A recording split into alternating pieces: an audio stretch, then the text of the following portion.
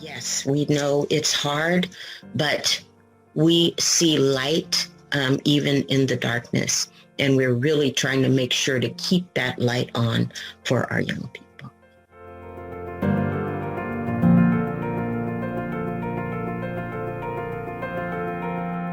My name is Dr. Ramona Bishop, and I'm the president and CEO of Elite Public Schools. I grew up in San Francisco, California.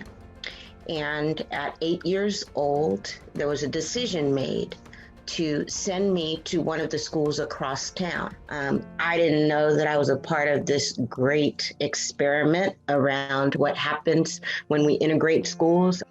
And I was excited about that day. When we got there, what we did not realize was that everybody was not as excited as we were. And I really decided then that I would be a teacher. And so my whole career has been dedicated to showing people that young people, when you give them the opportunity, you give them quality teachers, quality instruction, they can do very much whatever they want to do in their lives.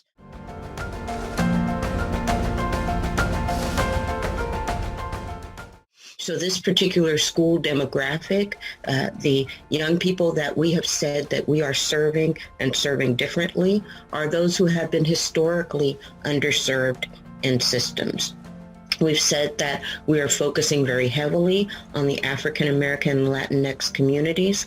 We also focus very heavily on students who need more of our care, if you will, students who are homeless, students who are special education, foster youth.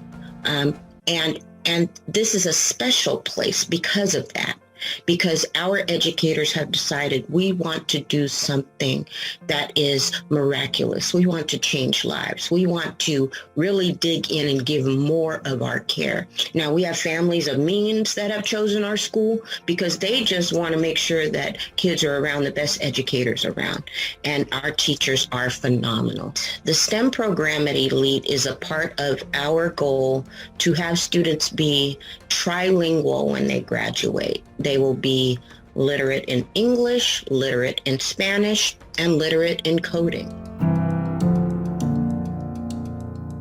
In March, we had to spin on a dime and close our schools because of COVID-19.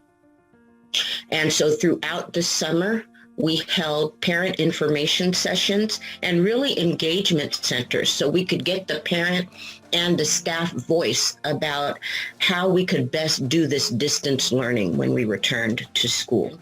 At the end of the day, really all of this is about relationships and communication, ongoing communication.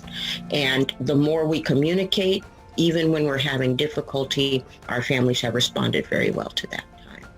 Parents are critical. They choose our school.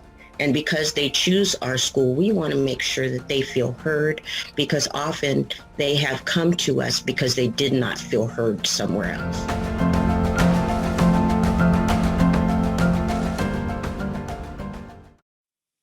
We had last year 400 students.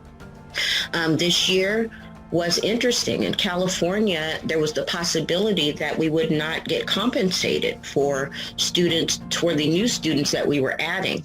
But we continued to do recruitment kind of at a moderate level. We continued to have relationships with our families and talk them through the whole COVID-19 issues. And because of that, we were able to grow. And we're at about 480 students right now. So this growth is natural growth. It's growth because the word is out about the Elite team and how much we care, not only for students, but for families, and how much we're invested in the success of both.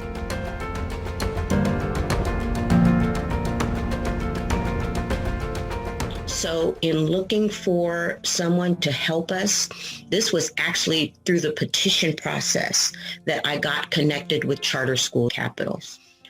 So I met with the charter school capital team.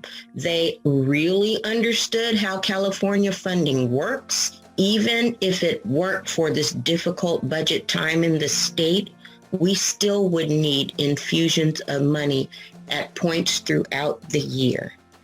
So in light of the fact that this has happened, we already had a 2-year plan with Charter School Capital.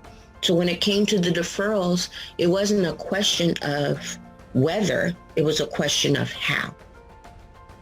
And so we are thrilled to know that, yes, we are going to have a difficult year ahead because of the deferrals, but because we have a relationship with Charter School Capital, we know that it'll be less difficult than it otherwise would be.